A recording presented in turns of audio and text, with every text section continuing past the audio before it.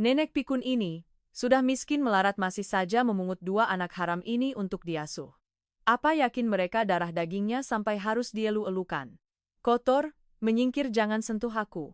Suara caci maki yang melengking tajam menusuk kesunyian gang sempit yang pengap dan kumuh itu.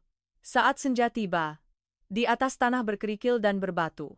Ibu Sri, sang ibu tua dengan rambut beruban, punggungnya membungkuk nyaris menyentuh tanah, gemetar berlutut, tergesa-gesa memunguti setiap helai kangkung yang hancur dan baru saja diinjak-injak dengan kejam oleh orang lain. Selama 7 tahun tanpa henti, Ibu Sri dengan tabah memunguti setiap botol bekas, menjual setiap ikat sayuran layu untuk menghidupi dirinya dan dua anak yatim piatu itu. Kerumunan orang di sekitarnya mengepung, tatapan tanpa perasaan, bisikan hinaan yang seperti ribuan jarum menusuk langsung ketiga generasi keluarga yang lusuh itu, yang beringsut mendekat satu sama lain. Siapa sangka, putra kandungnya yang terkenal durhaka dan menghilang bertahun-tahun itu, kini sedang duduk di dalam mobil Audi hitam mengkilap yang baru saja berbelok memasuki ujung gang. Apa yang akan dilakukan pria itu ketika menyaksikan ibunya diinjak-injak sampai ke dasar masyarakat? Mobil Audi hitam mewah itu melaju perlahan melewati setiap lubang di gang sempit yang akrab itu. Di dalam mobil, kaca kedap suara menghalangi semua kebisingan dari lingkungan pekerja miskin. Arif duduk di kursi pengemudi, mengenakan setelan jas mewah buatan tangan, tangannya tanpa sadar membelai kartu bank hitam mengkilap yang berisi saldo raksasa. Dia kini seorang miliarder. Seorang pengusaha yang namanya disegani di kancah bisnis internasional, terutama di Jerman. Namun, sedikit yang tahu bahwa 7 tahun lalu Arif hanyalah seorang pemuda labil yang tersesat. Kebiasaan judi telah mendorongnya ke ambang kebangkrutan. Dalam keputusasaan, ia harus menguras sisa uang hasil keringat dan air mata untuk meminta pekerjaan di luar negeri. Meninggalkan ibu tua yang sakit-sakitan dan indah, wanita yang paling ia cintai, di kampung halaman yang sepi. 7 tahun berjuang di negeri orang, merasakan segala pahit getir dan penghinaan. Arif mengertakkan gigi, bangkit hanya dengan satu keinginan yang membara, menghasilkan banyak uang untuk menebus kesalahannya. Arif menarik napas dalam-dalam, sudut bibirnya sedikit terangkat membentuk senyum puas. Dia berbisik dalam hati, "Ibu, putramu sudah sukses, ibu tunggu sebentar lagi saja. Mulai sekarang ibu tidak perlu lagi menderita, tidak perlu memungut setiap sen. Aku akan merobohkan rumah reyot itu, membangun rumah besar untuk ibu, dan aku akan mencari Indah untuk membawanya pulang menjadi menantu idaman ibu." Dalam benak Arif, terbayang pemandangan indah. Ibu Sri tersenyum lembut, air mata kebanggaan menetes di pipinya yang keriput saat melihat putranya yang dulu nakal kini telah bangkit dari lumpur, membawa kemuliaan untuk berbakti.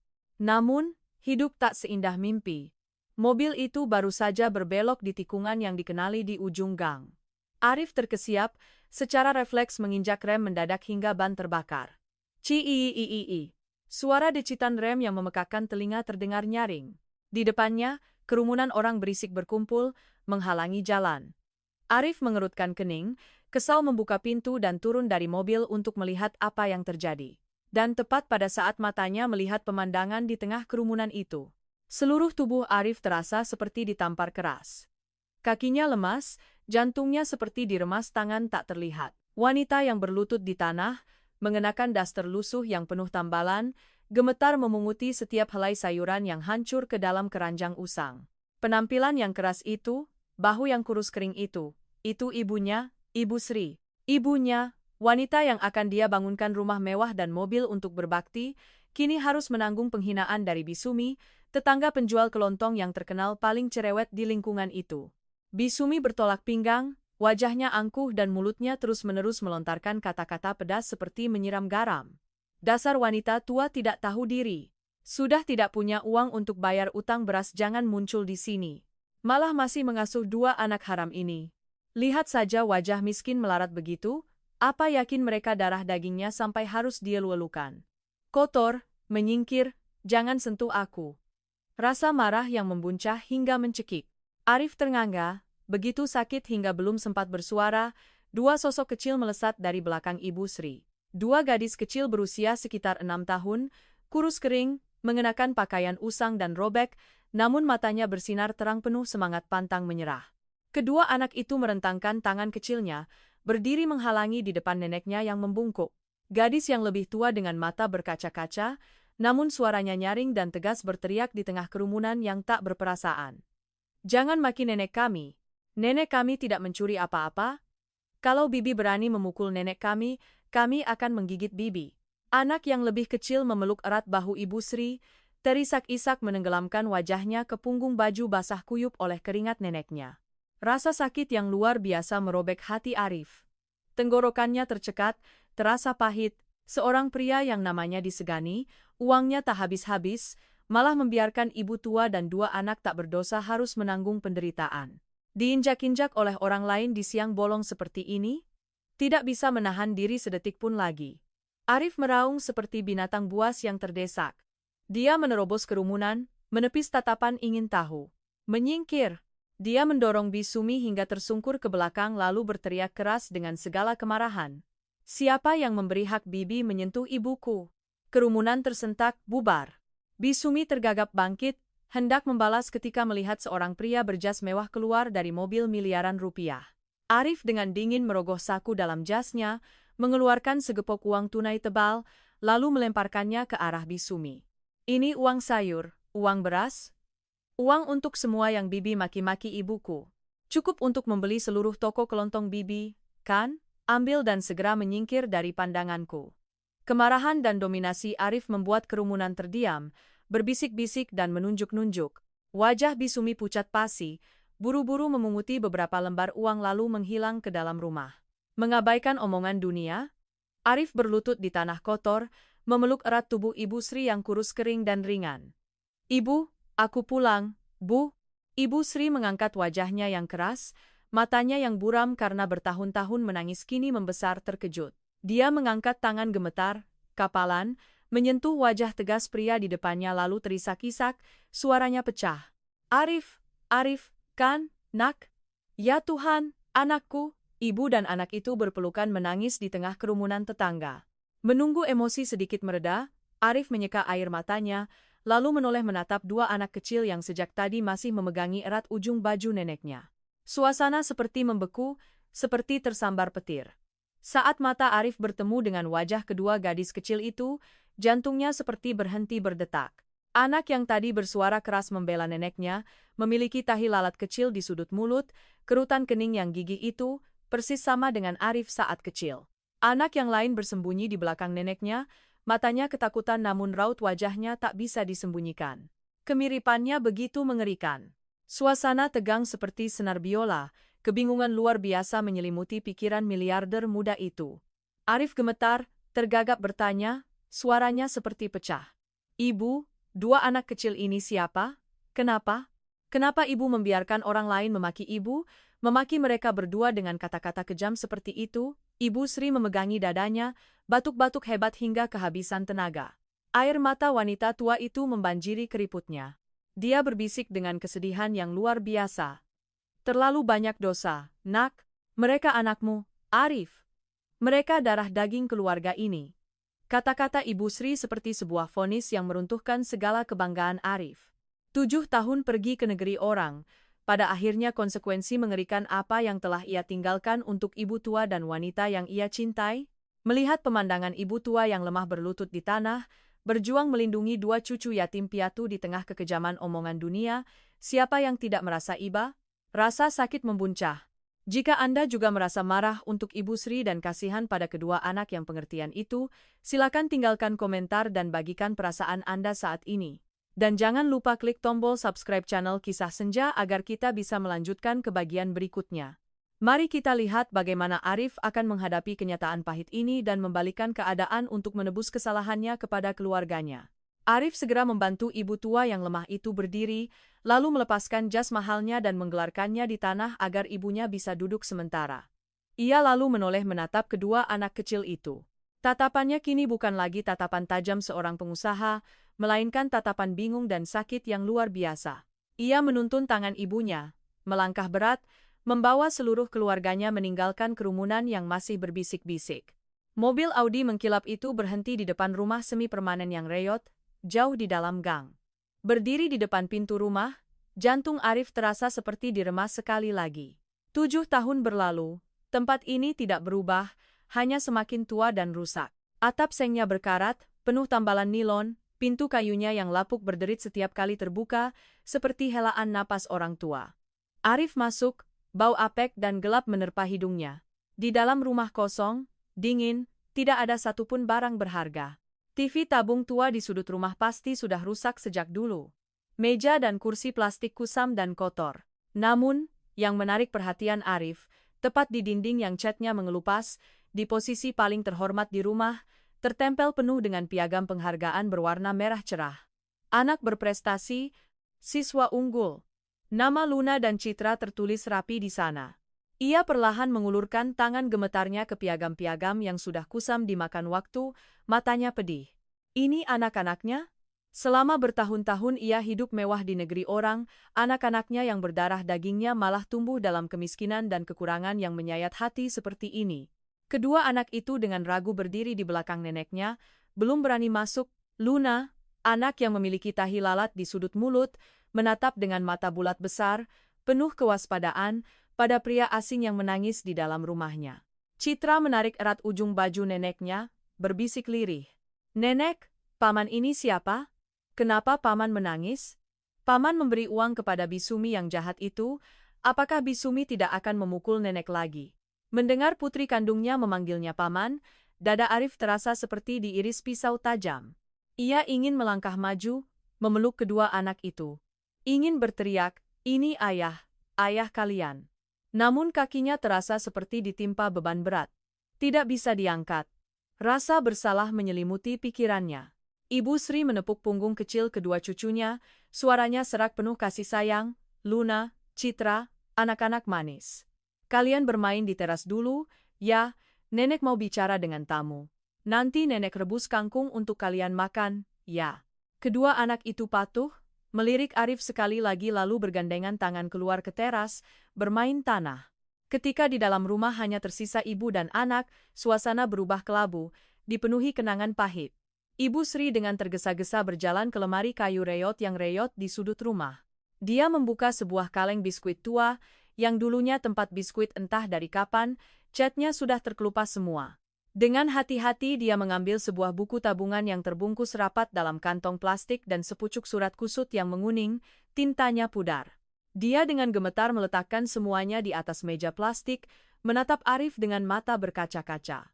"Arif, saat kamu mengabarkan bangkrut lalu menghilang tanpa jejak, dunia, ibu seperti runtuh."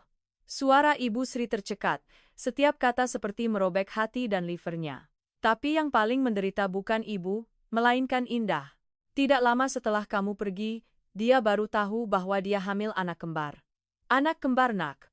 Arif terkejut, matanya membesar, dia memegangi wajahnya tidak percaya. "Ya Tuhan, kenapa Indah tidak memberitahuku saat itu? Kenapa menyembunyikannya dariku?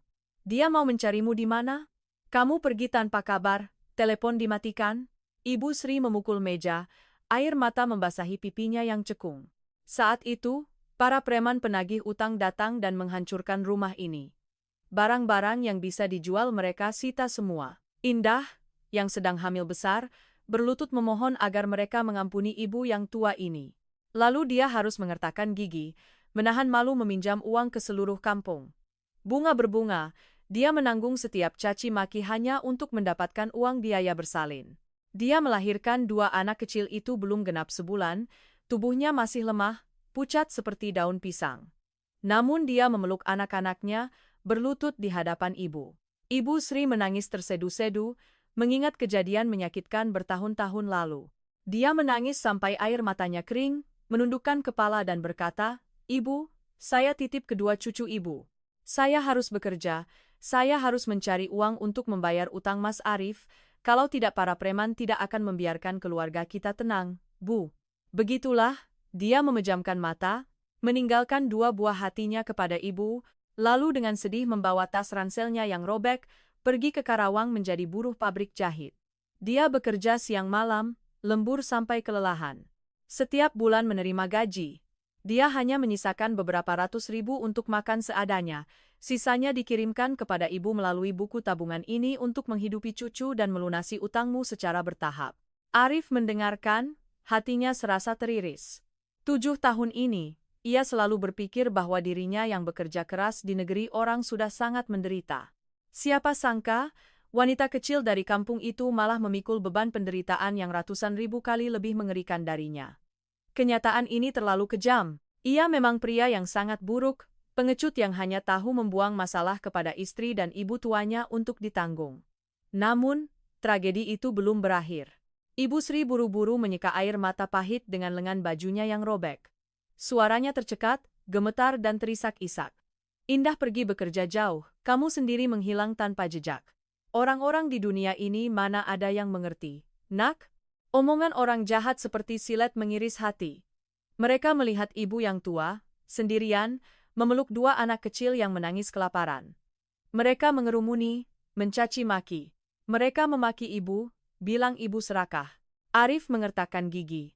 Kedua tangannya mengepal hingga urat-urat menonjol, kuku-kukunya menancap ke telapak tangan hingga berdarah. Mereka bilang ibu memungut masalah, bilang ibu mengasuh anak haram. Mereka memaki Indah sebagai wanita jalang pembawa masalah, seperti ibu seperti anak. Mereka bilang Luna dan Citra itu bukan anak dari keluarga ini, melainkan anak dari pria tak jelas yang lalu dibuang ke nenek tua buta ini untuk ditanggung. Suara Ibu Sri pecah menjadi isakan pilu. Ibu sangat sakit, Arif. Tapi ibu mengertakkan gigi menahannya. Ibu sudah tua, hidup hari ini mati besok tidak masalah. Tapi ibu kasihan pada dua cucu tak berdosa ini. Setiap hari ibu menyeret langkah, memunguti setiap botol plastik, memunguti setiap ikat sayuran yang dibuang orang di ujung pasar, menjualnya untuk beberapa ribu rupiah, membeli sekaleng susu sisa untuk cucu. Ibu berkata pada diri sendiri, apapun kata orang, meski ibu mati, ibu harus mempertahankan darah daging keluarga ini, menunggu hari kamu kembali. Arif menundukkan kepalanya di atas meja, bahu lebarnya yang berusia di atas 30 tahun bergetar hebat, isakan pilu yang merobek hati dan livernya pecah, memecah kesunyian rumah yang reot itu. Piagam penghargaan berwarna merah cerah di dinding seolah diam-diam menyaksikan penyesalan yang luar biasa, terlambat, dari seorang ayah. Buku tabungan di atas meja adalah uang yang dibasahi keringat, air mata, dan seluruh masa muda Indah. Arif gemetar mengulurkan tangan menyentuh surat kusut di atas meja. Saat ini, segala kemuliaan, kekayaan, mobil mewah di luar sana menjadi tidak berarti. Ia hanyalah seorang pendosa yang berlutut di hadapan cinta kasih ibu yang tak terbatas dan pengorbanan besar istrinya. Memegang surat tipis di tangannya, Arif bersiap menghadapi pesan-pesan dari lubuk hati Indah. Selama 7 tahun yang panjang, Arif gemetar membuka setiap lipatan surat kusut yang menguning. Bau kertas lapuk dan lembab menusuk hidungnya, namun tak mampu menutupi bau darah dan air mata yang telah kering 7 tahun lalu. Tulisan tangan yang tergesa-gesa dengan pulpen biru telah luntur karena air. Mungkin itu air mata Indah yang tumpah membasahi halaman surat pada malam ia menyeka air mata. Dengan berat hati meninggalkan kedua anaknya yang masih merah untuk menanggung utang suaminya. Mata Arif berkaca-kaca, dadanya sakit dan sesak seperti diiris perlahan dengan pecahan kaca saat membaca setiap tulisan tangan yang gemetar. Mas Arif. Saat Mas membaca surat ini, mungkin saya sudah dalam perjalanan ke selatan. Para preman penagih utang menekan terlalu keras, mereka mengancam akan membakar rumah, akan memotong tangan ibu jika tidak membayar lunas pokok dan bunganya. Mas, pergilah dan jangan pulang sekarang. Yang penting Mas aman. Utang Mas akan saya tanggung, saya akan bekerja keras seperti kuda untuk membayarnya. Anak-anak Mas sudah saya lahirkan, saya titipkan kepada ibu untuk dirawat. Saya hanya seorang gadis desa yang sederhana, tidak punya bakat apa-apa, hanya punya tenaga dan nyawa ini untuk menanggung beban Mas. Saya tidak membenci Mas sama sekali karena saya mencintai Mas, mencintai keluarga ini. Saya hanya berharap di kehidupan ini, entah miskin atau kaya, Mas jangan lupakan saya dan ibu. Ingatlah untuk menjaga kesehatan, pria saya. Air mata Arif yang asin menetes ke atas kertas, memburamkan lagi tulisan yang sudah pudar. 7 tahun di Jerman yang megah. Ia duduk di kursi kulit mahal, menandatangani kontrak jutaan dolar, menjadi pengusaha yang dihormati banyak orang. Namun saat ini, pria berkuasa itu ambruk ke lantai rumah yang lembab, menangis terseduh-seduh seperti anak kecil yang ditinggalkan. Ia menjambak rambutnya, menampar wajahnya sendiri hingga pipinya memerah. Suara tamparan keras itu menggema di rumah yang kosong, membuat Ibu Sri terkejut, buru-buru menghambur memeluk erat tangan putranya. Jangan, Arif, apa yang kamu lakukan? Semuanya sudah berlalu, nak. Namun Arif tidak bisa berhenti, penyesalan dan rasa bersalah yang luar biasa menggerogoti setiap sel. Ia terisak-isak sambil meraung marah, aku terlalu bejat, ibu, Arif ini binatang. Indah, kenapa kamu begitu bodoh, Indah? Kenapa kamu menanggung beban utang sialan dari pengecut ini, hingga sekarang tubuhmu hancur berantakan, Indah? Isakan pilu Arif bergema hingga ke teras, membuat kedua anak yang sedang bermain tanah terkejut. Luna dan Citra dengan ragu memegangi kusen pintu kayu lapuk, mengintip dengan dua kepala kecil, mata mereka penuh kebingungan melihat ke dalam. Melihat neneknya menangis, melihat paman asing itu berlutut di tanah memukuli dirinya sendiri, naluri melindungi orang tua Luna bangkit. Anak itu dengan berani masuk, kaki telanjangnya yang hitam dan kurus melangkah cepat ke sisi Ibu Sri, merentangkan tangan kecilnya menghalangi Arif. Suara anak itu masih polos namun penuh kegigihan, persis seperti kegigihan Arif di masa lalu. Paman pergi, jangan membuat nenek kami menangis lagi. Kalau paman berani menyakiti nenek, aku akan panggil polisi untuk menangkap paman. Citra yang berdiri di belakang juga terisak, air mata membanjiri matanya, menarik erat ujung baju kakaknya yang kotor. Melihat dua malaikat kecil yang lusuh, kekurangan kasih sayang, kini berani membela neneknya yang sudah tua dan lemah, hati Arif serasa meleleh menjadi serpihan. Ia berhenti menangis, matanya yang bengkak dan merah menatap lekat dua wajah kecil yang sangat mirip dengannya. Arif berlutut, merangkak sedikit demi sedikit ke arah kedua anak itu. Ia perlahan merentangkan kedua tangannya yang kokoh, namun bergetar hebat, suaranya yang dalam dan serak pecah. Luna Citra, kemarilah pada ayah, ayah bukan orang jahat, ayah bukan paman. Kedua anak itu terdiam, mata bulat besarnya berkedip-kedip saling memandang penuh keanehan. Ayah, sebuah panggilan suci yang selama 6 tahun ini hanya mereka dengar dari cerita neneknya yang tercekat setiap malam. Nenek bilang ayah pergi bekerja sangat jauh. Ayah sibuk mencari uang untuk membeli susu untuk Luna dan Citra. Suatu hari nanti, ayah akan naik mobil besar untuk menjemput 3 generasi keluarga itu. Luna ragu-ragu, mundur selangkah, matanya masih menunjukkan keraguan anak-anak yang terbiasa tumbuh dalam pengabaian orang lain. Nenek bohong, kata orang kami anak haram, tidak punya ayah, kami hanya punya nenek. Kata-kata polos dan lugas dari anak berusia 6 tahun itu seperti pisau mematikan yang menusuk jantung Arif. Ia tidak bisa menahan diri lagi, menerjang, memeluk kedua anak itu erat-erat, memeluk erat dua tubuh kurus kecil yang seolah hanya kulit dan tulang. Air mata sang ayah membanjiri rambut kedua anaknya yang berbau sinar matahari. Ayah sudah pulang, ayah kalian benar-benar pulang sekarang. Ayah minta maaf. Ayah 1000 kali minta maaf pada kalian. Ayah salah. Mulai sekarang. Tidak ada seorang pun, tidak ada siapapun di dunia ini yang boleh menyakiti keluarga kita lagi. Ayah akan melindungi nenek, melindungi Luna, melindungi Citra dengan seluruh nyawa ayah. Kehangatan darah daging, detak jantung yang bergetar dari dada kokoh pria asing itu, namun memberikan rasa aman yang aneh, telah meluluhkan pertahanan kedua anak itu. Citra menangis tersedu-sedu, melingkarkan kedua tangannya memeluk erat leher Arif. Ayah, ayah jangan pergi lagi, ya, ayah. Citra sangat rindu ayah. Luna juga menyandarkan kepalanya ke dada Arif, menangis tersedu-sedu. Ibu Sri yang berdiri di samping memegangi wajahnya, menangis bersyukur kepada Tuhan karena keluarga yang hancur ini akhirnya bersatu kembali. Arif memeluk erat kedua anaknya, matanya kini tidak lagi menunjukkan kebingungan atau kelemahan, melainkan menyala dengan api tekad yang berkobar. Ia telah menemukan ibunya, menemukan darah dagingnya. Namun, bagian terpenting, wanita hebat yang telah mengorbankan seluruh masa muda, darah, dan air matanya untuk melindungi keluarga ini untuknya, kini entah di mana, di Karawang yang jauh dan penuh kesulitan. Melihat surat lusuh di atas meja, Arif bertekad, apapun yang terjadi, besok ia harus membalikkan seluruh Karawang untuk menemukan Indah, istri setianya. Teman-teman, membaca surat menyayat hati dari Indah, dan menyaksikan momen reuni penuh air mata ketiga ayah dan anak Arif. Siapa yang tidak merasakan pedih di hati? Wanita memang dilahirkan dengan banyak kekurangan, tetapi pengorbanan Indah untuk keluarga ini begitu besar dan menyedihkan.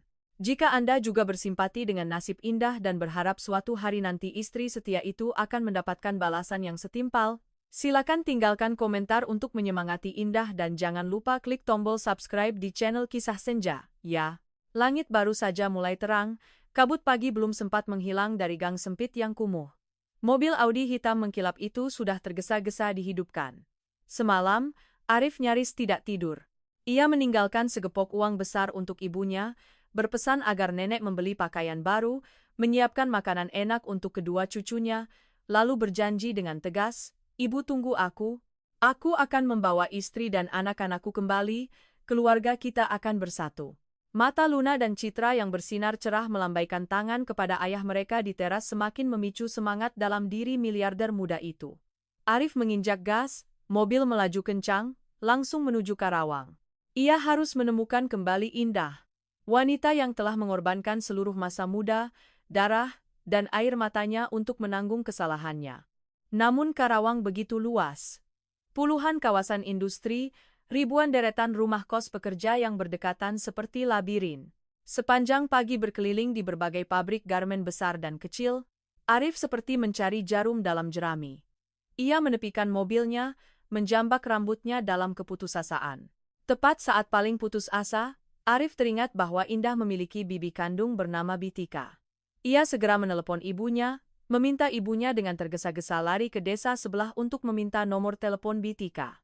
Setelah mendapatkan nomor telepon Indah dari Bitika, tangan Arif gemetar saat menekan setiap angka di layar. Ia mendekatkan ponsel ke telinganya, jantungnya berdebar kencang seperti ingin melompat keluar dari dadanya. Ia telah menyiapkan ribuan kata maaf, jutaan ungkapan cinta untuk diucapkan padanya begitu ia mengangkat telepon. Namun, nomor yang Anda tuju sedang tidak dapat dihubungi. Suara tanpa emosi dari operator terdengar seperti siraman air dingin yang langsung mengenai wajah Arif. Ia menutup telepon, menelepon lagi. Kali kedua, ketiga, lalu ke-10, tetap saja hanya suara nada sambung yang dingin. Kecemasan mulai mencekik pikiran Arif. Kenapa Indah mematikan ponselnya? Apakah ia sedang sibuk bekerja di pabrik dan tidak boleh menggunakan telepon, atau ia sudah mengganti nomor? Atau lebih buruk lagi, apakah sesuatu telah terjadi padanya? Tidak bisa menunggu sedetik pun lagi, Arif menelepon Bitika lagi, memohon agar ia memberikan alamat pasti rumah kos Indah. Bitika ragu-ragu, baru setelah beberapa saat ia memberikan alamat yang berliku-liku, jauh di dalam kawasan industri Mitra Karawang. Di bawah terik matahari siang yang panas menyengat di Karawang, mobil mewah Arif berbelok memasuki sebuah kompleks kos yang reyot dan kumuh hingga membuat orang iba. Di kedua sisi jalan terdapat genangan air hitam pekat, bau sampah dan bau selokan menusuk hidung dengan tajam. Arif memarkir mobilnya di ujung gang, tanpa peduli sepatu kulit mahalnya kotor oleh lumpur, ia berlari sekencang-kencangnya ke dalam. Sambil berlari ia melihat nomor kamar yang dicat asal-asalan di setiap pintu seng yang berkarat. Kamar nomor 12. Ini dia. Arif terhenti, terengah-engah di depan pintu kamar kos yang luasnya kurang dari 10 meter persegi. Atap seng yang rendah, panas seperti oven, namun yang menarik perhatiannya adalah gembok berkarat yang tergantung dingin di luar. Pintu terkunci. Arif menjinjitkan kaki, mencoba mengintip melalui celah jendela kecil yang penuh debu.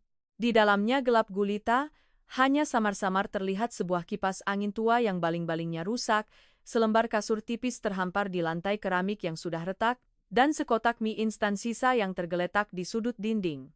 Miris. Pria yang dihormati di luar negeri, yang bisa menghamburkan uang tanpa berkedip seperti dirinya, malah membiarkan istrinya hidup berdesakan di sarang tikus yang pengap dan serba kekurangan seperti ini selama 7 tahun tanpa henti. Rasa penyesalan yang membuncah di perut Arif membuatnya mual. Ia mengulurkan tangan, mengetuk pintu dengan keras, berharap Indah sedang tidur nyenyak di dalam. Indah, apakah kamu di rumah? Ini Mas Arif, Mas sudah pulang untukmu. Indah. Hanya suara gema dari deretan rumah kos yang hening. Sebagian besar pekerja sedang bekerja di shift siang. Tepat saat itu, pintu kamar kos di seberang berderit terbuka. Seorang wanita paruh baya, mengenakan daster usang, wajahnya lusuh, keluar. Melihat pria berpakaian rapi sedang mengetuk pintu kamar Indah, ia mengerutkan kening, bertanya dengan waspada, "Nak, kamu cari siapa sampai berteriak-teriak? Di sini orang sedang capek kerja, biarkan mereka istirahat, ya." Arif buru-buru berbalik, berlari meraih tangan wanita itu seperti orang tenggelam yang menemukan pelampung. "Ibu, boleh saya bertanya, Bu Indah di kamar ini pergi kemana? Saya suaminya, saya sangat perlu bertemu dengannya." Mendengar dua kata suaminya, tatapan mata wanita penghuni kos itu terhenti, lalu berubah menjadi terkejut dan marah. Ia menarik tangannya, menatap Arif dari ujung kepala sampai ujung kaki dengan tatapan tajam, lalu memarahi dengan suara keras. "Astaga, kamu suaminya Indah? Lalu kamu pergi mati di mana selama 7 tahun ini sampai baru sekarang berani muncul dengan wajah bersih? Kamu tahu tidak istrimu hidup setengah mati seperti apa?" Arif terkejut, keringat dingin membanjiri punggungnya. Kakinya gemetar. "Bu, ibu bilang apa? Indah kenapa, Bu?" Wanita itu menghela napas panjang, matanya memerah. Ia menunjuk ke kamar yang terkunci, suaranya gemetar penuh kesedihan. Dia mengalami kecelakaan lalu lintas 2 hari yang lalu, sekarang sedang dirawat di Rumah Sakit Umum Provinsi. "Hidup mati bagaimana? Belum tahu, Nak." Kecelakaan. Dua kata itu seperti pukulan palu godam yang menghancurkan gendang telinga Arif. Telinganya berdenging, dunia di sekitarnya berputar, ia terhuyung mundur beberapa langkah, nyaris jatuh ke tanah berlumpur jika tidak cepat berpegangan pada kusen pintu besi. Kasihan anak itu, tetangga itu menyeka air mata, suaranya merendah penuh simpati. "Dia orangnya ramah, sabar, paling rajin di kos ini. Makan tidak berani makan, pakai tidak berani pakai, kerja lembur sampai kelelahan, baru pulang menjelang subuh. 2 hari yang lalu dia pulang kerja malam, naik sepeda tua yang reyot, ditabrak truk yang ngebut lalu ditinggalkan begitu saja." Warga melihatnya tergeletak dalam genangan darah lalu membawanya ke rumah sakit. Dia tidak punya identitas apa-apa. Ponsel bututnya hancur lebur. "Kami penghuni kos pulang kerja mendengar kabar, ada yang menyumbang 100.000, ada yang 50.000, kami kumpulkan untuk membayar biaya rumah sakit sementara. Tapi kamu, suami yang berpakaian mewah ini, malah membiarkan istrimu mati terlantar begitu, hah?" Setiap kata yang diucapkan tetangga baik hati itu seperti ribuan pisau yang mengancam menusuk hati Arif. Istrinya, karena bekerja keras melunasi utangnya, karena menghemat setiap sen untuk dikirimkan kepada ibunya, untuk membesarkan anak-anaknya, kini harus terbaring sekarat di ruang gawat darurat karena kecelakaan tragis, hidup mati tidak jelas. Arif meraung kesakitan. Ia dengan gila-gilaan mengeluarkan segepok uang tebal dari saku jasnya, gemetar menyerahkannya kepada wanita itu. "Ibu, saya minta maaf. Saya sangat bejat. Saya ingin mengembalikan uang yang telah ibu dan teman-teman berikan kepada istri saya. Ibu, tolong, ibu maukah mengantar saya ke rumah sakit untuk menemui istri saya sekarang, Bu?" Wanita itu menepis tumpukan uang itu, suaranya tegas. "Saya tidak akan mengambil uangmu. Kami miskin tapi kami menyayangi Indah, dia orang baik. Melihat ada musibah, kami bantu saja. Simpan uangmu, ikut saya akan mengantar kamu ke rumah sakit mencarinya. Semoga Tuhan berbelas kasih. Jangan biarkan dia menderita lagi." Arif segera membuka pintu mobil Audi, mempersilakan tetangganya naik lalu melaju kencang ke jalan raya. Di benak Arif saat ini hanya terngiang suara sirine ambulans ilusi. "Indah, kamu harus menungguku, kamu tidak boleh terjadi apa-apa, aku mohon padamu." Mobil itu melaju kencang di jalan Karawang, membawa hati berdarah seorang pria yang penuh dosa, berpacu melawan kematian untuk merebut kembali istri setianya. Rumah Sakit Umum Provinsi tampak di depan dengan lampu IGD merah menyala, dingin hingga membuat bulu kuduk merinding. Mobil Audi mengerem mendadak di halaman luas Rumah Sakit Umum Provinsi Karawang, meninggalkan bekas ban panjang yang terbakar hangus di aspal.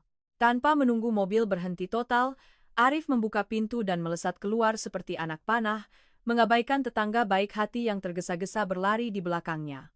Bau disinfektan yang menyengat, bau dingin khas rumah sakit, menusuk hidung, membuat dadanya sesak.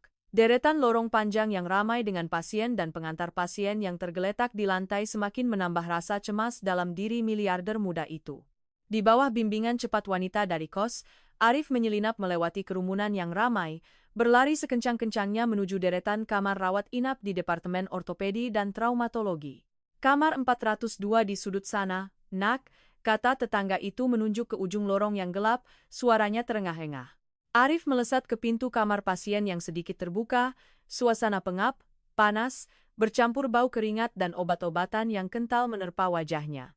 Arif masuk, matanya yang merah dan liar menyapu setiap tempat tidur besi berkarat yang berjejer rapat, memenuhi seluruh lorong.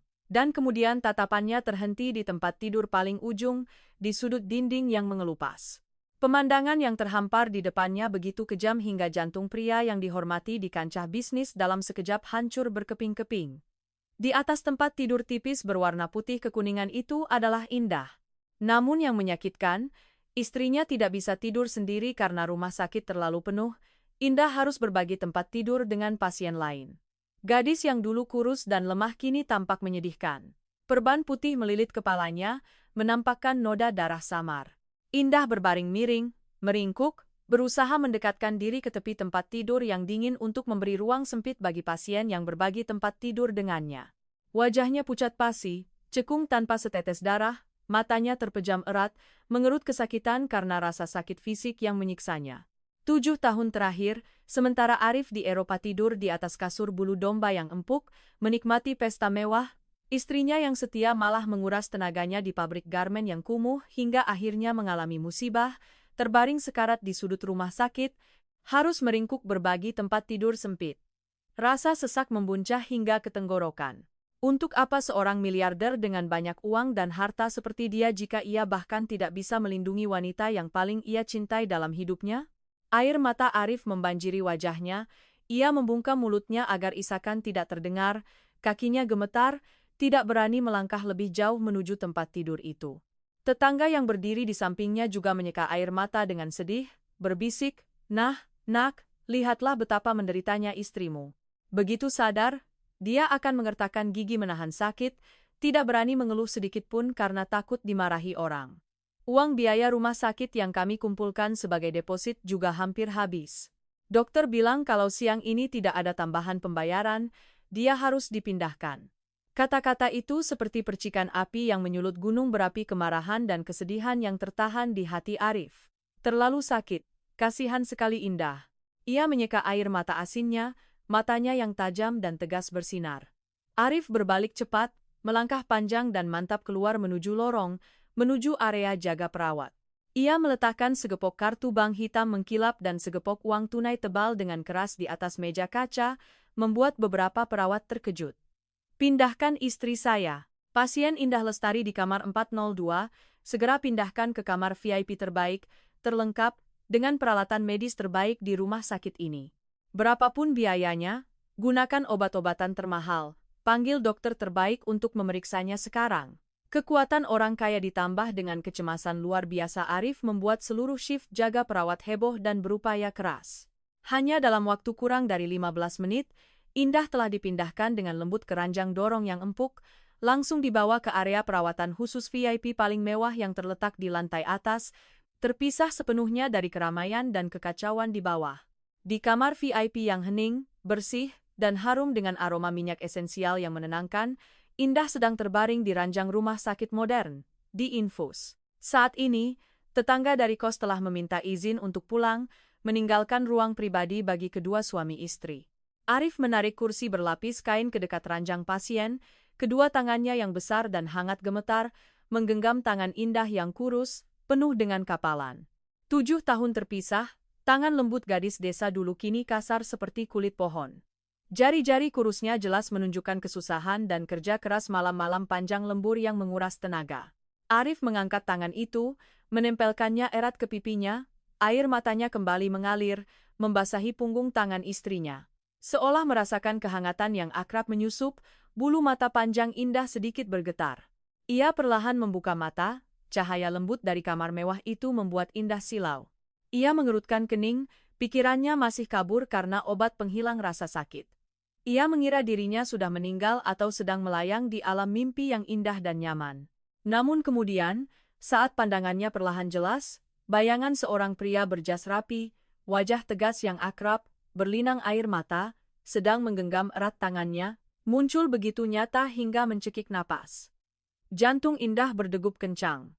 Ia membelalakan mata, napasnya tersengal-sengal, bibirnya yang kering dan gemetar bergerak tanpa suara. Ilusi? Mengapa ia melihat Arif di sini? Bukankah ia sedang bersembunyi dari utang? Indah, ini Mas Arifmu? Suara Arif yang dalam, serak, dan terisak-isak terdengar, menghancurkan segala keraguan di benak Indah. Ini bukan mimpi. Pria bejat yang telah ia korbankan seluruh masa mudanya untuk dilindungi kini nyata di hadapannya, dengan daging dan tulang. Air mata Indah membanjiri matanya, mengalir membasahi bantal.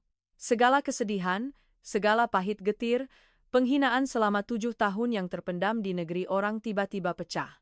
Ia hendak menarik tangannya, merasa malu dan ingin memalingkan wajah, tetapi Arif sudah memeluknya erat.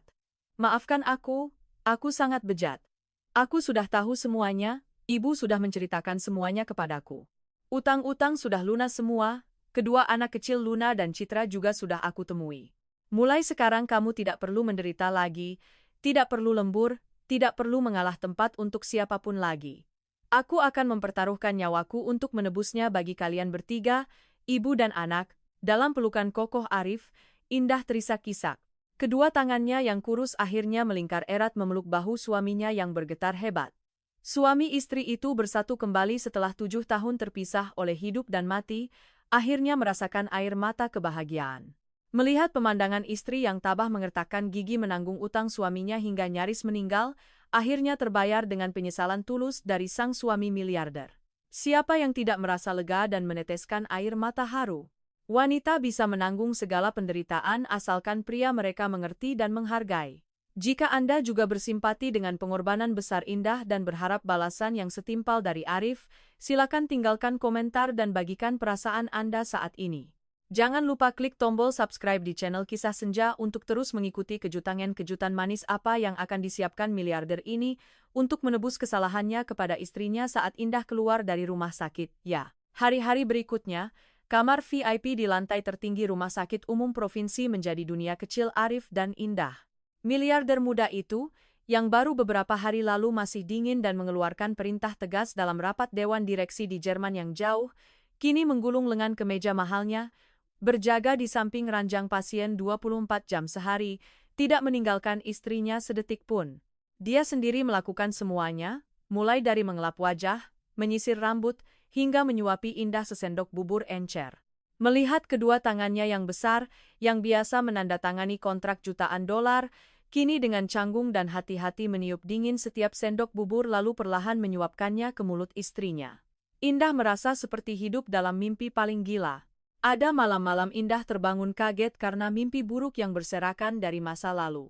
Ia bermimpi melihat segerombolan preman bertato menerjang pintu kamar kosnya, mengacungkan pisau dan senjata, menuntut pelunasan utang, menuntut untuk menjual kedua anak kecil Luna dan Citra.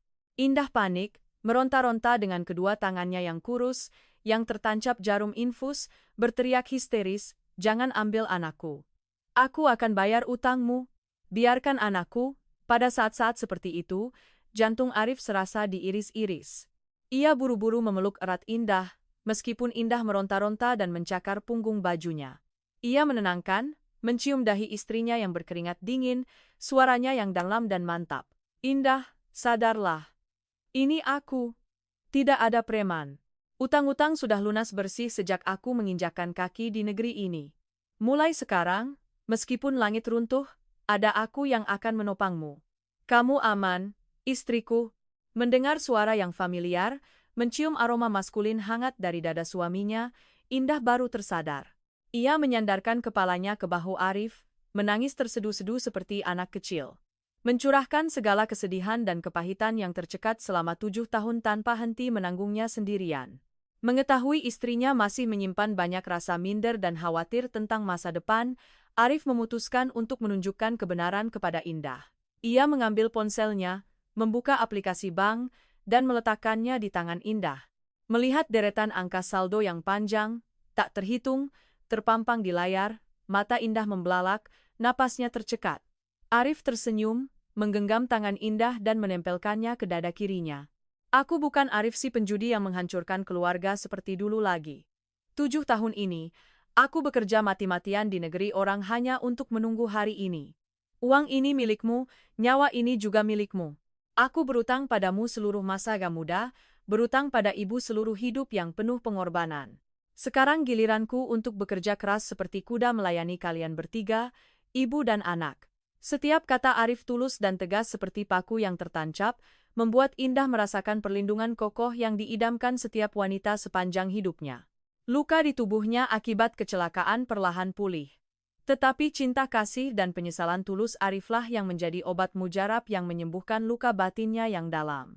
Selama Indah dirawat di rumah sakit, memulihkan diri menunggu sembuh total, Arif memulai rencana rahasia untuk memberikan kejutan terbesar dalam hidup istrinya yang setia.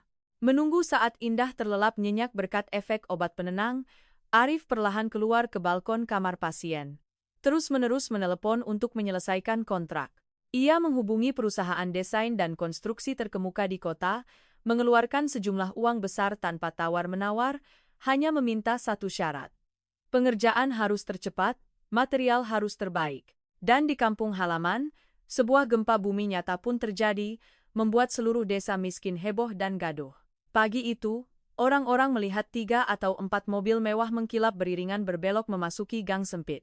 Turun dari mobil adalah para insinyur dan arsitek berjas rapi, membawa denah untuk mengukur, langsung menuju lahan Ibu Sri.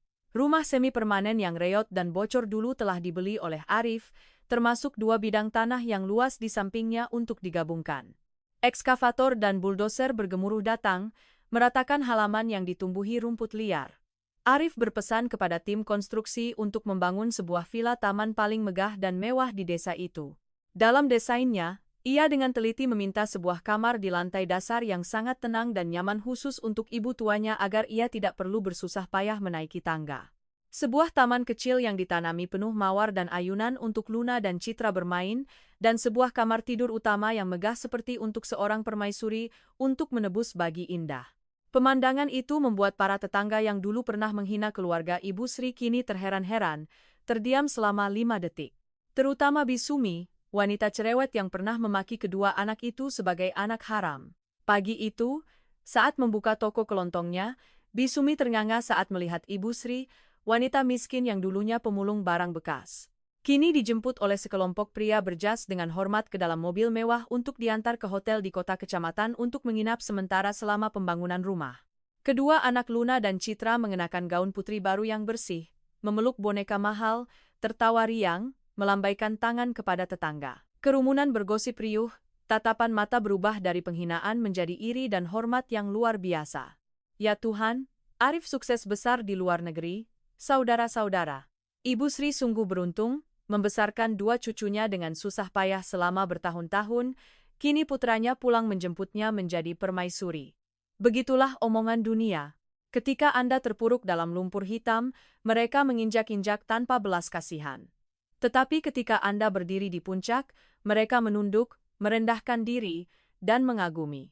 Kembali ke rumah sakit, kesehatan Indah pulih lebih cepat dari perkiraan dokter, sebagian berkat pengobatan dengan obat-obatan termahal, sebagian besar lagi karena beban mentalnya telah terangkat. Saat dokter mengumumkan bahwa Indah akan segera keluar dari rumah sakit, ia duduk di ranjang, melipat pakaian lamanya ke dalam tas kain lusuh, wajahnya masih sedikit cemas. Ia menggenggam tangan Arif, bertanya dengan suara pelan. Mas Arif, akhir-akhir ini Mas boros sekali untuk saya, setelah keluar dari rumah sakit, Mas mau kita berdua kemana? Pulang ke kos saya untuk membereskan barang-barang lalu pulang kampung meminta maaf kepada ibu. Dalam benak Indah, ia masih mengira Arif baru saja melunasi utang-utangnya. Uang di kartu bank mungkin adalah modal usaha yang ia tabung. Ia tidak ingin Arif menghamburkan uang terlalu banyak karena dirinya. Ia berkata pada diri sendiri, asalkan bisa kembali ke rumah semi permanen yang reot dulu, keluarga makan apa adanya, asalkan bersama, ia sudah sangat bahagia. Arif melihat wajah istrinya yang pasrah, yang hemat dalam setiap sen, matanya kembali pedih. Ia mendekat, perlahan menarik tas kain lusuh dari tangan Indah lalu melemparkannya langsung ke tempat sampah di sudut kamar. Indah terkejut, matanya terbelalak menatap suaminya. Arif membungkuk, mengangkat Indah ala putri, membuat Indah sedikit menjerit karena terkejut. Kedua tangannya buru-buru memeluk erat leher Arif. Ia menatap lurus ke mata istrinya yang jernih dan berkaca-kaca, tersenyum cerah dan hangat seperti belum pernah ada sebelumnya. Suara dalamnya terdengar. Buang semua barang lama sayang. Kita tidak akan kembali ke kos. Juga tidak akan kembali ke rumah reot dulu. Aku akan membawamu pulang, rumah yang sesungguhnya yang sudah lama pantas kamu dapatkan. Meskipun Indah masih bingung tidak mengerti apa yang dimaksud suaminya dengan rumah yang sesungguhnya, Arif terus menggendong istrinya, melangkah keluar dari pintu kamar rumah sakit, langsung menuju mobil mewah yang sudah menunggu di bawah. Memulai perjalanan untuk mengungkapkan kejutan-kejutan paling manis yang telah ia siapkan dengan susah payah. Untuk menebus masa muda istrinya, mobil Audi melaju mulus di jalan raya, meninggalkan di belakang hari-hari kelam dan bau disinfektan dingin rumah sakit. Indah duduk di kursi penumpang, kedua tangannya masih saling menggenggam di pangkuan, matanya menatap bingung melalui kaca jendela. Pemandangan di kedua sisi jalan mundur perlahan, ada yang akrab, ada yang asing. Ia mengira Arif akan mengantarnya kembali ke kos kumuh di Karawang untuk membereskan beberapa pakaian robek. Atau paling tidak, naik bus yang berguncang selama belasan jam untuk pulang kampung. Namun, mobil mewah itu berbelok memasuki sebuah kawasan perumahan elit yang ramai tepat di pusat kota kecamatan. Kampung halamannya lalu berhenti di depan lobi sebuah hotel bintang 5 paling megah di daerah itu. Indah dengan ragu berpegangan pada pintu mobil, tidak berani melangkah keluar. Sandal jepit plastiknya yang aus dan pakaian buruhnya yang sudah lusuh membuatnya merasa asing, kecil, dan menyedihkan di tengah kemewahan ini. Mas Arif, kenapa kita ke sini? Di sini mahal sekali, kita salah tempat mas. Indah menarik lengan Arif, suaranya gelisah dan panik. Arif hanya tersenyum sedih, ia berputar membuka pintu, dengan hati-hati membantu istrinya turun dari mobil, menggenggam erat tangan kasarnya dan berbisik. Tidak salah, sayang.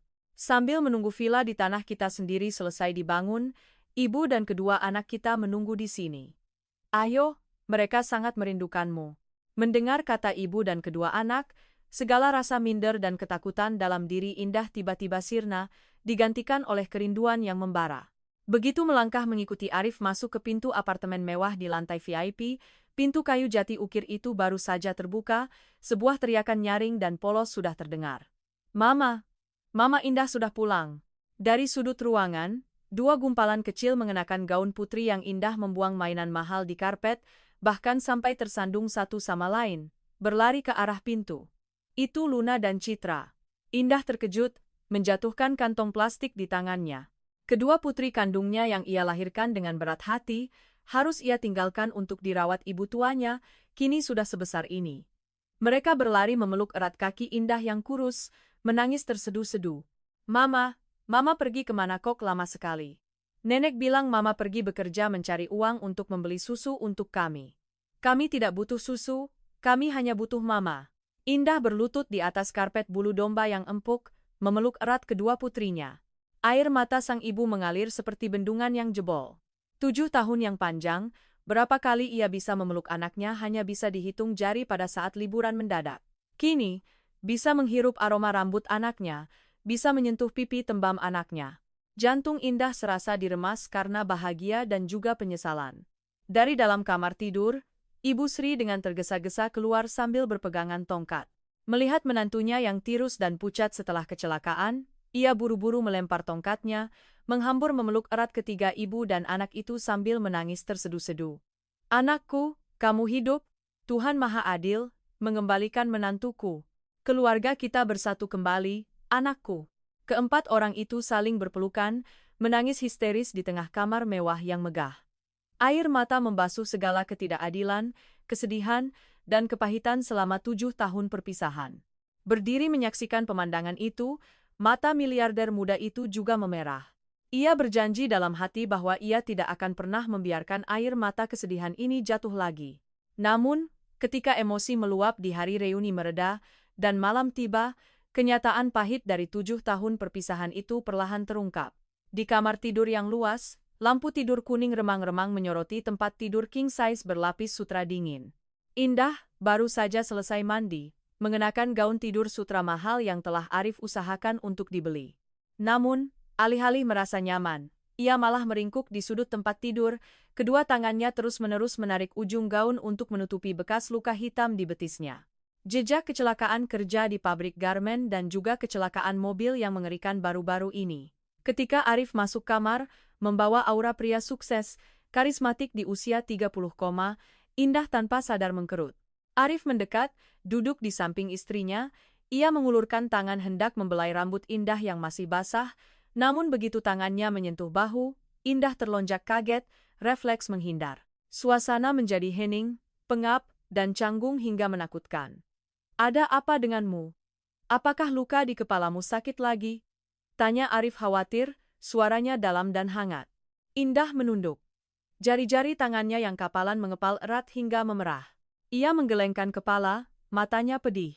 Setiap tetes air mata sedih membasahi punggung tangannya. "Mas Arif, saya tidak terbiasa." Indah terisak-isak dengan susah payah. "Lihatlah saya sudah tua dan jelek, tubuh saya kasar, penuh bekas luka. Sedangkan mas sekarang direktur, miliarder, berpakaian mewah, naik mobil miliaran rupiah. Berdiri di samping mas, saya merasa seperti pembantu, saya tidak pantas lagi mendapatkan cinta mas." Kata-kata istrinya yang tercekat itu seperti pisau yang menembus hati Arif. Ternyata uang bisa melunasi utang, bisa membangun rumah mewah dan mobil, tetapi tidak bisa serta-merta menutupi jurang rasa minder dan rendah diri yang sudah mengakar dalam darah daging wanita yang telah menderita terlalu banyak. 7 tahun terakhir, mereka hidup di dua dunia yang sama sekali berbeda. Ia berjuang di kancah bisnis untuk mencapai puncak, sementara ia berjuang di dasar masyarakat untuk menanggung konsekuensinya. Perbedaan itu membuat Indah takut pada suaminya sendiri. Arif menghela napas panjang dengan sakit, ia tidak lagi memeluknya erat, melainkan perlahan berlutut dengan satu kaki di atas karpet, setinggi mata Indah yang duduk di tepi tempat tidur. Ia menggenggam kedua tangan Indah yang kasar dan kapalan, menempelkannya erat ke bibirnya, mencium setiap bekas kapalan, setiap bekas luka dengan sangat hormat. "Indah, tatap mataku ini," kata Arif dengan mantap, matanya menyala penuh ketulusan. "Jas ini, mobil di luar sana, atau kekayaan besar di kartu bank, semuanya benda mati. Jika tidak ada kamu yang mengorbankan 7 tahun masa muda untuk mempertahankan rumah ini, mempertahankan ibu dan kedua anak untukku, maka Arif ini, meskipun menjadi miliarder, hanya akan menjadi orang buangan. Di mataku, bekas luka ini, tangan kasar ini justru yang paling indah, paling mulia. Aku tahu 7 tahun perpisahan telah membuat kita canggung. Kalau begitu, mulai besok kita anggap saja orang asing yang baru kenal, ya? Aku akan mengejarmu lagi dari awal.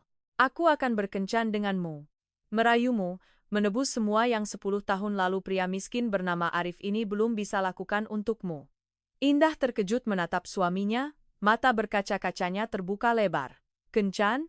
Sudah berapa lama ia tidak mengenal kata romantis itu? Ia mengira Arif hanya berbicara manis untuk membujuknya. Namun ia tidak tahu bahwa miliarder ini telah merancang strategi untuk menggait kembali istrinya dengan sangat terencana dan manis, berjanji akan sepenuhnya membalikkan kehidupan monotonnya di hari-hari mendatang.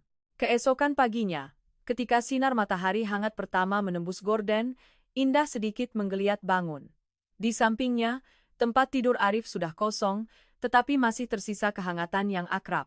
Indah bangun dengan canggung, tiba-tiba terkejut ketika melihat di atas bantal putih bersih di sampingnya ada sebuket bunga baby's breath putih bersih. Bunga murah meriah, tetapi satu-satunya yang bisa dibeli Arif, pria miskin dulu, untuknya pada acara-acara khusus.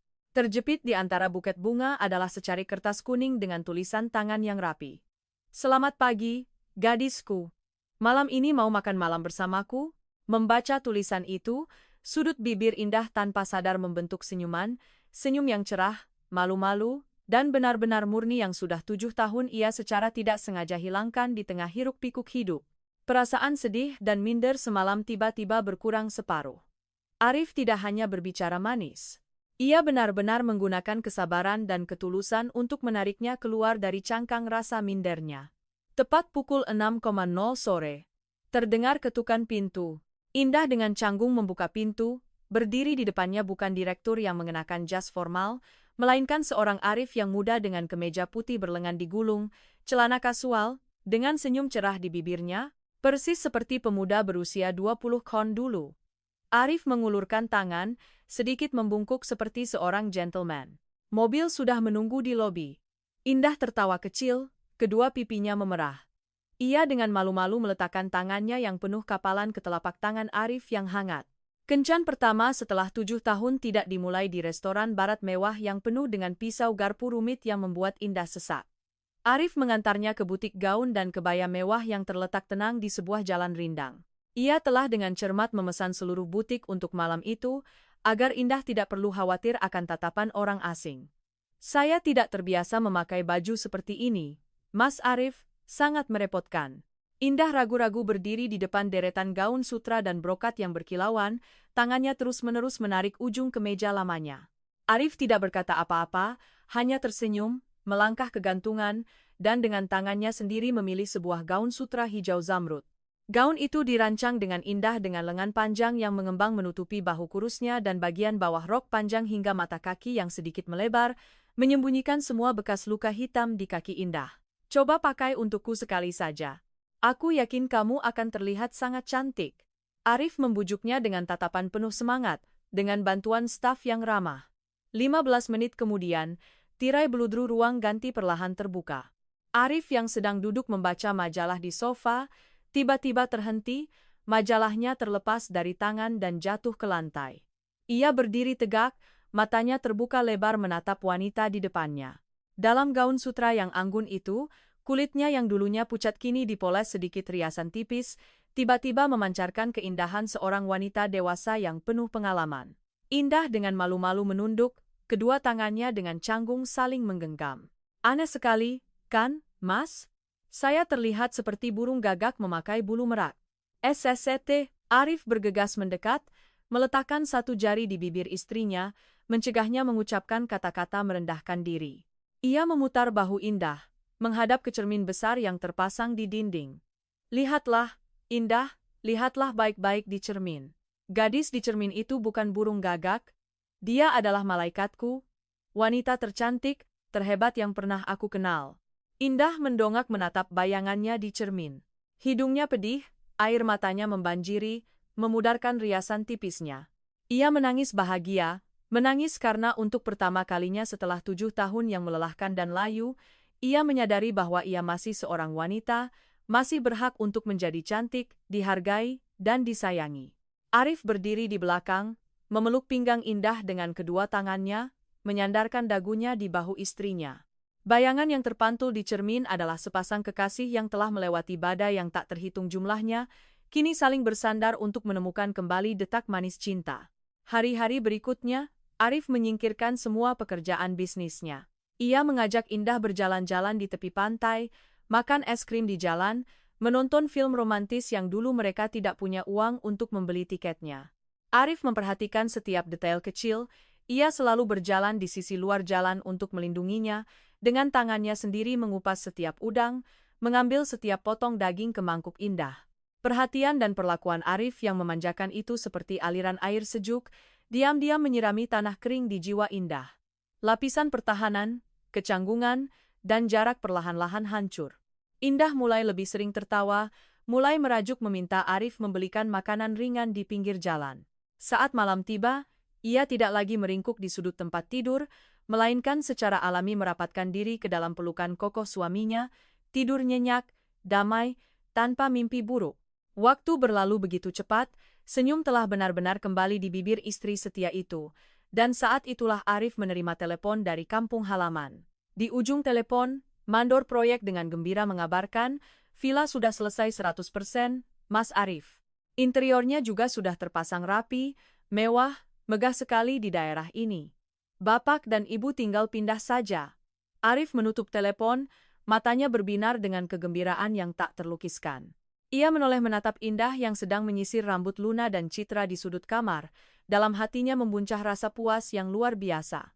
Jadi, rumah impian mereka sudah siap. Tapi Arif tidak hanya ingin membawa Indah pulang.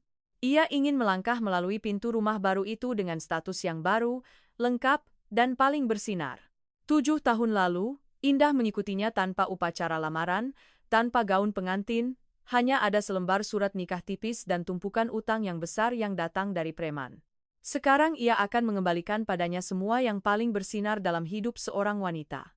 Indah, Arif mendekat, dengan lembut membelai kepala kedua anaknya lalu menatap lurus ke mata istrinya.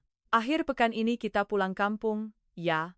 Aku punya kejutan besar untukmu. Indah mengangguk bingung, tidak tahu bahwa di desa kumuh itu, Tempat yang pernah menyaksikan penderitaan luar biasa ibu mertuanya dan hari-hari penuh air matanya sendiri. Sebuah dekorasi pernikahan indah seperti dalam dongeng sedang diam-diam didirikan, menunggunya untuk melangkah masuk. Mobil Audi hitam mengkilap itu melaju perlahan di jalan desa beraspal yang akrab. Sinar matahari pagi yang cerah menembus pepohonan, memantulkan cahaya berkilauan di wajah indah. Ia duduk di kursi penumpang. Kedua tangannya saling menggenggam, berkeringat dingin, jantungnya berdebar kencang. Sudah 7 tahun. 7 tahun yang panjang sejak malam ia melarikan diri dari utang dengan perut hamil besar, ia belum pernah berani melangkah kembali ke desa ini dengan kepala tegak. Kenangan pahit, caci maki para penagih utang, tatapan menghina dari tetangga dulu terus berkelebat, membuat Indah tanpa sadar gemetar. Menyadari ketegangan istrinya, Arif mengulurkan tangan, menggenggam tangan Indah yang dingin, meremasnya erat. "Jangan takut," kata Arif dengan suara dalam dan hangat. "Dulu kamu pergi dalam kesedihan untuk menanggung utangku. Hari ini aku akan membawamu pulang dengan kepala tegak. Suamimu di sini. Tidak ada yang berani mengucapkan sepatah kata pun padamu lagi." Mobil itu perlahan berbelok memasuki gang sempit yang pernah menjadi saksi ibu tua berlutut memunguti sayuran layu. Namun pemandangan di depannya saat ini membuat Indah terkejut hingga menahan napas. Rumah semi permanen yang reyot, atap seng berkarat dan bocor dulu benar-benar lenyap, digantikan oleh sebuah villa 2 lantai bergaya modern yang megah. Dindingnya dicat putih bersih, paling menonjol di seluruh daerah itu. Gerbang aluminium cor berwarna emas terbuka lebar, di dalamnya ada halaman berubin bersih, sebuah taman yang dipenuhi mawar yang mekar indah persis seperti kesukaan Indah, dan sebuah ayunan kayu dicat putih yang sangat cantik. Kabar suami istri Arif dan Indah pulang kampung dengan kesuksesan, membangun villa terbesar di desa sudah menyebar ke seluruh desa sejak beberapa hari lalu. Saat mobil mewah itu berhenti di depan gerbang, para tetangga sudah berkerumun memenuhi kedua sisi jalan untuk mengintip. Kerumunan berbisik-bisik, menunjuk-nunjuk, tetapi bukan lagi kata-kata kutukan anak haram seperti 7 tahun lalu. Sebaliknya, ada tatapan kagum, iri, dan bahkan rasa hormat. "Ya Tuhan, itu Indah. Lihat dia memakai gaun sutra, kulitnya putih bersih, turun dari mobil mewah. Benar-benar seperti permaisuri." Seorang bibi menghela napas. Nasib baik keluarga Ibu Sri sebesar candi. Arif pulang dari Jerman menjadi miliarder, sekarang membangun rumah sebesar kantor desa begitu. Bersembunyi di balik pintu toko kelontong reyot di seberang, Bi Sumi, wanita cerewet yang dulu pernah menghina ibu dan anak Ibu Sri, kini wajahnya pucat pasi, tidak berani mengucapkan sepatah kata pun. Ia buru-buru menutup pintu besi, bersembunyi di dalam rumah karena malu dan takut. Keadilan akhirnya ditegakkan secara diam-diam namun penuh bobot, tanpa perlu caci maki. Kesuksesan dan kemegahan keluarga Arif adalah tamparan paling menyakitkan yang membalas omongan dunia yang kejam dulu. Indah turun dari mobil, kedua kakinya terasa lemas, tidak percaya dengan apa yang dilihatnya. "Mas Arif, rumah siapa yang sebesar ini?" "Kita salah rumah, Mas." Indah tergagap menoleh, memegangi erat ujung baju Arif. Arif tertawa, matanya penuh cinta. Ia melingkarkan tangan di pinggang istrinya. Dengan jelas berkata agar seluruh desa bisa mendengar. "Salah bagaimana, sayang? Ini rumahmu, rumah ibu, dan rumah kedua anak kita. Tanah ini adalah darah dan air matamu yang kamu pertahankan untukku. Sekarang aku membangunnya menjadi istana untuk menjemputmu menjadi nyonya rumah." Begitu selesai bicara, dari dalam rumah Ibu Sri keluar. Bukan lagi pakaian daster lusuh yang bertambal, bukan lagi keranjang lusuh yang membungkuk memunguti barang bekas. Ibu seorang miliarder hari ini mengenakan kebaya bludru berwarna merah marun yang mewah, rambutnya disanggul rapi, kalung emas berkilauan di lehernya. Ia tampak gagah, lembut, dan sangat berwibawa. Di belakangnya adalah Luna dan Citra dalam 2 gaun putri yang mengembang, bersorak-sorai berlari ke gerbang. "Ayah mama pulang! Ayah mama pulang ke rumah baru! Indah, menantuku!" Ibu Sri merentangkan kedua tangannya, air matanya berlinang namun senyumnya cerah seperti matahari. Indah terisak. Berlari memeluk erat ibu mertuanya yang telah bersamanya melewati hidup dan mati, menanggung badai selama bertahun-tahun. "Ibu, saya pulang. Rumah kita indah sekali, Bu." Indah menangis terseduh-seduh di bahu ibunya. Ibu Sri membelai punggung kurus menantunya. "Kesulitan sudah berlalu, Nak. Mulai sekarang kita berdua bisa hidup dengan kepala tegak, tidak perlu takut dihina siapapun lagi. Setelah momen reuni yang emosional di depan gerbang, Arif menuntun tangan Indah masuk ke villa. Segala sesuatu di dalamnya didekorasi dengan mewah menggunakan perabotan kayu berkualitas tinggi yang nyaman namun juga mewah. Namun kejutan terbesar tidak terletak di ruang tamu. Arif menuntun istrinya menaiki tangga melingkar yang indah, menuju kamar tidur utama terbesar di lantai 2. Tutup matamu, sayang, bisik Arif di telinga Indah. Ketika Indah dengan patuh menutup matanya, ia perlahan mendorong pintu kayu ek terbuka lalu dengan lembut melepaskan tangannya dari mata Indah. Buka matamu, istriku. Indah perlahan membuka matanya. Pada saat itu, waktu seolah berhenti, napasnya tercekat di dada. Kamar yang luas itu dipenuhi cahaya matahari, lantainya ditaburi kelopak mawar merah yang membentuk hati raksasa. Dan yang paling indah di tengah ruangan adalah gaun pengantin berwarna putih bersih. Berhiaskan ribuan kristal berkilauan, bersinar terang di bawah lampu kristal. Gaun itu begitu indah, megah, dan mewah hingga seorang buruh pabrik seperti Indah sepanjang hidupnya bermimpi, tidak pernah berani membayangkan akan bisa menyentuhnya. Indah menutup mulutnya, mata berkaca-kacanya menatap gaun pengantin itu, seluruh tubuhnya bergetar. 7 tahun lalu, pada hari ia mengangguk bersedia menjadi istri Arif, tidak ada cincin kawin, tidak ada upacara pengantin, tidak ada foto pernikahan, hanya selembar surat nikah tipis dan tumpukan utang besar yang datang dari preman. Rasa malu seorang gadis yang salah melangkah tanpa perayaan selalu menjadi bekas luka yang perih tersembunyi di lubuk hati Indah. Tiba-tiba Arif mundur selangkah. Pria yang dihormati di kancah bisnis. Pria yang memiliki kekayaan ratusan miliar rupiah itu perlahan berlutut dengan satu kaki di tengah lingkaran mawar merah. Ia mengeluarkan sebuah kotak beludru merah dari saku jasnya, membuka tutupnya. Mengabaikan air mata yang membasahi pipinya, Arif menatap lurus ke mata Indah, suaranya yang dalam dan serak bergetar dengan perasaan yang dalam. Indah Lestari, 7 tahun lalu, aku adalah pria yang bejat, berutang padamu sebuah status, berutang padamu sebuah upacara pernikahan, berutang padamu masa muda yang bersinar. Selama 7 tahun terakhir, kamu telah menggunakan darah dan nyawamu untuk mempertahankan keluarga yang hancur ini untukku. Hari ini, di hadapan Tuhan dan kampung halaman, di rumah ini yang pernah kita basahi dengan darah dan air mata, biarkan aku melamarmu lagi dari awal. Kumohon izinkan Arif ini menjadi suamimu yang sesungguhnya, untuk menebus dan melindungimu sampai napas terakhir. Maukah kamu menjadi pengantinku? Setiap kata Arif seperti aliran mata air hangat yang mengalir melalui hati Indah yang penuh luka, menghanyutkan segala rasa sakit. Kesedihan dan kepahitan dari 7 tahun yang panjang, ia menangis terseduh-seduh, isakannya tercekat namun bukan lagi karena penderitaan melainkan karena air mata kebahagiaan yang meluap-luap. Indah tidak ragu sedetik pun lagi, ia mengangguk terus-menerus. Menerjang memeluk erat Arif, menyandarkan kepalanya ke bahu kokoh suaminya. Saya bersedia, Mas Arif.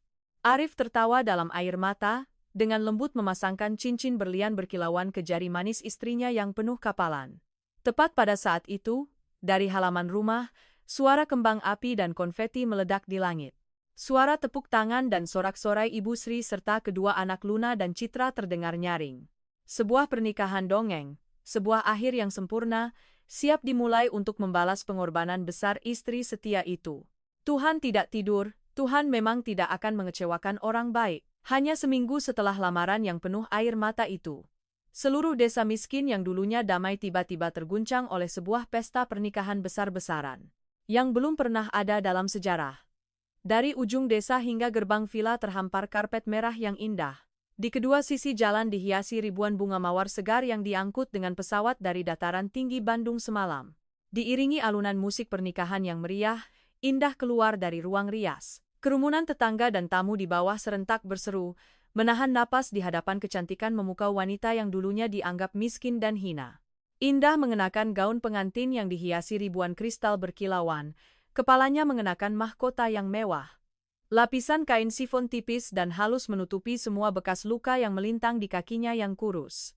Namun di bagian tangannya yang kasar dan kapalan, Arif secara khusus berpesan kepada penata rias agar tidak menutupinya dengan bedak. Karena bagi Arif, Kapalan itu bukan hal yang memalukan melainkan medali kehormatan tertinggi yang membuktikan masa muda yang penuh darah dan air mata yang telah dikorbankan Indah untuk keluarga ini. Arif berdiri di pelaminan, mengenakan setelan jas putih yang elegan, matanya menatap lekat istrinya yang berjalan ke arahnya. Di depan Indah adalah dua malaikat kecil Luna dan Citra. Kedua anak itu mengenakan gaun mengembang, kepala mereka dihiasi karangan bunga anyaman, dengan patuh membawa keranjang anyaman, menaburkan setiap kelopak mawar merah yang indah di jalan untuk ayah dan ibunya. Di atas panggung, Ibu Sri duduk di posisi wali nikah yang paling terhormat. Ibu seorang miliarder hari ini berseri-seri, berwibawa seperti seorang bidadari. Air mata wanita tua itu tak henti menetes, tetapi itu bukan lagi air mata penderitaan dan kepahitan saat memunguti setiap helai sayuran yang hancur, melainkan air mata kebahagiaan yang meluap-luap hingga puncak. Arif menyambut tangan Indah, menuntunnya melangkah ke atas panggung. Di hadapan ratusan tamu, termasuk para pekerja kos miskin dari Karawang yang dijemput dengan bus mewah khusus oleh Arif untuk turut berbahagia. Miliarder muda itu mengambil mikrofon. Suaranya yang dalam dan serak bergema di tengah keheningan. Yang terhormat para orang tua, hadirin sekalian, dan para tetangga yang kami cintai. 7 tahun lalu, saya meninggalkan desa ini sebagai seorang pendosa, meninggalkan di belakang tumpukan utang besar, seorang ibu tua yang lemah, dan seorang istri yang sedang hamil besar. Saya pernah berpikir bahwa di kehidupan ini saya tidak akan punya kesempatan untuk memulai kembali, tetapi Tuhan telah memberikan saya anugerah yang terlalu besar, yaitu istri setia saya, Indah Lestari, dan ibu saya yang hebat, Ibu Sri. Arif menoleh menatap Indah, menggenggam erat kedua tangannya yang kasar, mengangkatnya ke depan dadanya. Hari ini berdiri di sini, saya ingin mengatakan kepada semua orang bahwa aset terbesar saya, Arif, bukanlah jaringan perusahaan di luar sana, bukan ratusan miliar di bank, melainkan wanita yang telah menggunakan seluruh hidupnya untuk mempertahankan keluarga ini untuk saya. Indah, terima kasih karena tidak menyerah. Terima kasih Ibu karena telah menanggung segala omongan dunia untuk melindungi dua buah hati anakmu. Mulai saat ini, hidup Arif ini adalah milik keluarga kita. Di bawah aula, tepuk tangan bergemuruh seperti guntur. Para pekerja kos dari Karawang saling berpelukan, menangis terharu karena bahagia untuk Indah. Ibu Sri bertepuk tangan hingga kedua bahunya bergetar. Senyum cerah bersinar di wajahnya yang penuh keriput.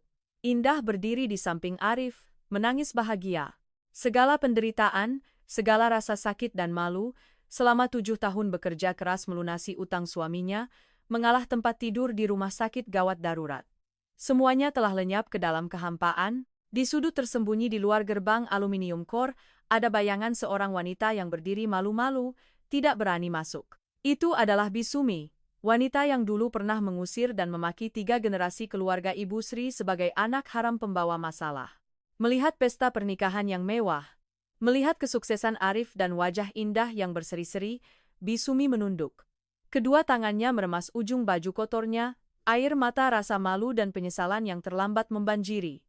Tiba-tiba, Arif melihatnya. Miliarder itu tidak mengusirnya. Ia memberi isyarat kepada keluarganya, membawa sebuah nampan penuh makanan lezat dan sebuah baki berisi sirih pinang berhias daun sirih yang indah, membawanya ke gerbang, menyerahkannya kepada Bisumi.